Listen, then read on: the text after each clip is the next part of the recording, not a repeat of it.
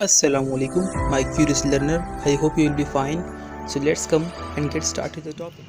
Okay आज का topic है हमारे पास डेफिनेट प्रोनाउन। डेफिनेट प्रोनाउन यानी प्रोनाउंस हमारे पास क्या होते हैं और इसके हमारे पास टाइप्स कौन कौन से हैं, ये हम आज जानने वाले हैं।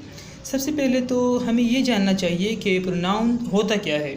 प्रोनाउन सिंपल से अगर हम कहते हैं कि एक ऐसा लफ्ज़, एक ऐसा वर्ड्स जो आप इस्तेमाल करते हैं किसी नाउन के बजाय, तो ऐसा कोई लफ्ज़, ऐसा कोई वर्ड जो आप इस्तेमाल करते हैं नाउन के बजाय, वो कहलाता है आपका प्रोनाउन।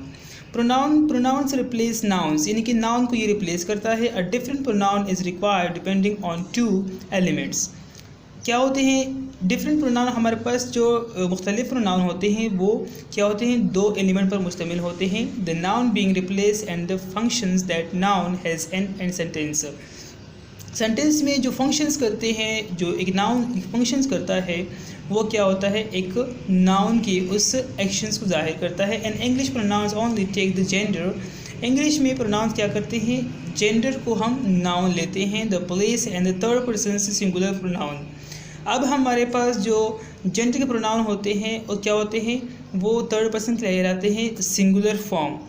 तो इसमें हमारे पास second person pronouns are identical to second person singular pronoun. जो प्लूरल सेकंड पर्सन होते हैं वो इसके अलावा सेकंड पर्सन प्रोनाउन जो होते हैं सिंगुलर, वो सिंगुलर और प्लूरल सेकंड पर्सन की वो क्या होते हैं, आइडेंटिकल होते हैं, मतलब एक जैसे होते हैं, एक्सेप्ट फॉर रिफ्लेक्सिव प्रोनाउन के अलावा। अब हम जानते हैं कि हमारे पास प्रोनाउन क्या होता है। अब इसके बाद हमारे पास इसके टाइप्स आते हैं। तो इससे पहले हम जान लेते हैं कि हमारे पास प्रोनाउन जो होते हैं इसमें फर्स्ट पर्सन सेकंड पर्सन ये क्या क्या होते हैं। देखिए जी, सिंपल सी बात है, एक ऐसा प्रोनाउन जो आप ख़ुद के लिए इस्तेमाल करते हैं, ठीक है जी, वो क्या होता है, वो आपका फर्स्ट पर्सन प्रोनाउन कहलाता है, जैसे कि आई एंड वी। इसके अलावा सेकंड पर्सन में आपके पास यू आता है, ठीक है जी। थर्ड पर्सन में आपके पास ही, शी, इट, दे, तो ये आपके पास क्या होते हैं, थर्ड पर्सन प्रोनाउन में आते हैं। अब इसके हमारे पास टाइप्स है। फर्स्ट पर्सन सिंगुलर प्रोनाउन आई, ठीक है जी। इसका ऑब्जेक्टिव प्रोनाउन क्या होता है, वो होता है मी। पोजेसिव में माय होता है और पोजेसिव प्रोनाउन जो होता है, पोजेसिव एडजेक्टिव माय होता है, पोजेसिव प्रोनाउन माइन होता है, ठीक है जी। फॉर एग्जांपल मैं कहता हूँ दिस पेन इज़ माइन, ये पेन मेरा है, ठीक है जी। इसके अलावा रिफ्लेक्सिव और इंटेंसिव प्रोनाउन माई सेल्फ। अब यहाँ पर माई सेल्फ जो है ये हम रिफ्लेक्सिव प्रोनाउन में हम पढ़ेंगे इसका मतलब किस तरह हम यूज़ करेंगे। सेकेंड पर्सन प्रोनाउन में यू एंड यूर।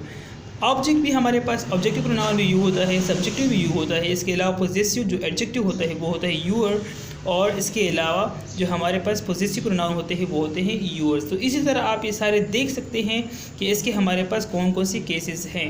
5 केसेस है इसके हमारे पास हर प्रोनाउन के। तो ये इसमें कुछ आइडेंटिकल्स हैं, जैसे कि मैंने आपको बता दिया कि सेकंड पर्सन प्रोनाउन सिंगुलर और सेकंड पर्सन प्रोनाउन फर्स्ट, मतलब प्लूरल जो होते हैं, ये first person pronoun plural, second person pronoun singular और प्लूरल, ये दोनों क्या होते हैं, सेम होते हैं। जैसे कि आप देख सकते हैं यहाँ पर भी क्या है, you, your, yours and your selves.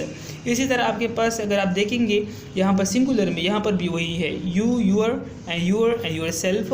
Your self यहाँ पर ये क्या है, ये एक रिफ्लेक्सिव जो हमारे पास एक्सेप्शनल केस में है, ठीक है जी। यहाँ पर यूअर सेल्व्स हैं और यहाँ पर यूअर सेल्फ है, तो ये इन दोनों में डिफरेंट है, बाकी सारे सेम है।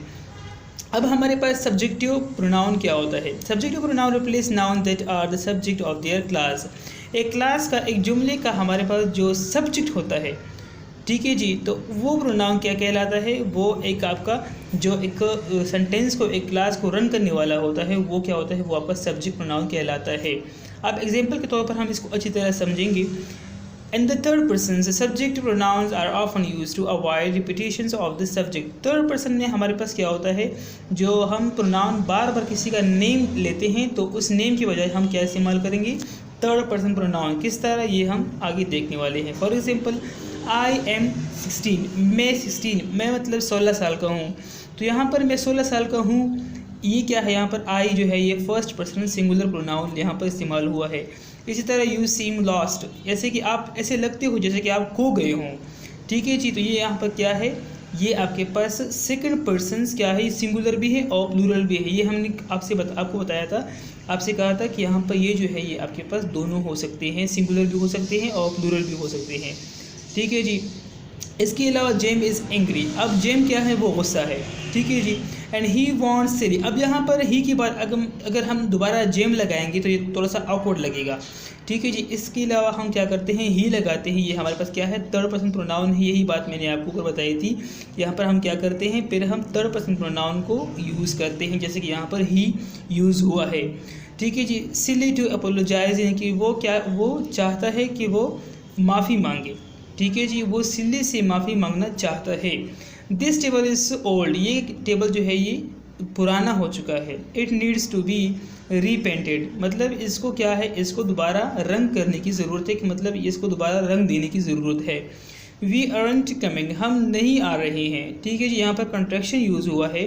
कंट्रैक्शन क्या होते हैं ये भी हम पढ़ चुके हैं।